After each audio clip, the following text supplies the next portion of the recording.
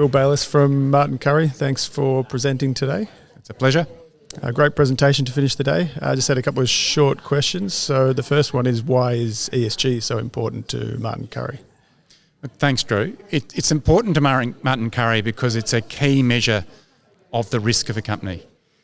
If a company fails on governance, it often fails on social and environmental issues as well. Secondly, it's important because it aligns the company with all of its stakeholders, not just shareholders, but it aligns itself with suppliers, with customers, and with regulators, and with its own employees.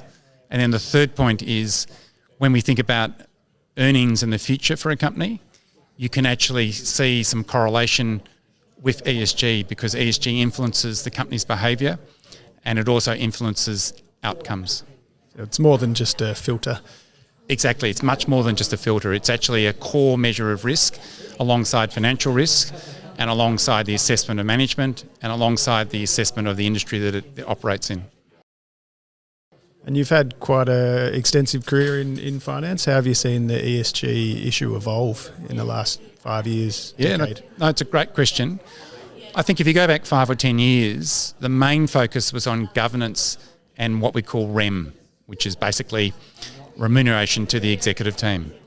And it was almost entirely focused then, I think, on how one would vote at the next AGM for that particular company about the remuneration and report and the director's report. Since then, environmental issues have come to the fore, particularly with global warming and companies' ability to produce carbon. And that's now almost morphed into using carbon offsets, investing in renewable technology, and sourcing electricity or energy from renewable sources. And then the third issue, which has certainly come to the fore, is the social issues. So particularly the employment of women on an equal opportunity basis across all companies, but also about modern slavery, which is now an enacted law in Australia, and whether companies can actually comply given we import so much of our finished goods in Australia. And then other issues would be about how they treat staff, and you've had the underpayment of staff issues in the retail sector and how that's been mitigated. And then another great example is the anti-money laundering issues that affected all the banks and how the banks responded to that issue. So I would say it's far more comprehensive now, far more detailed and broader.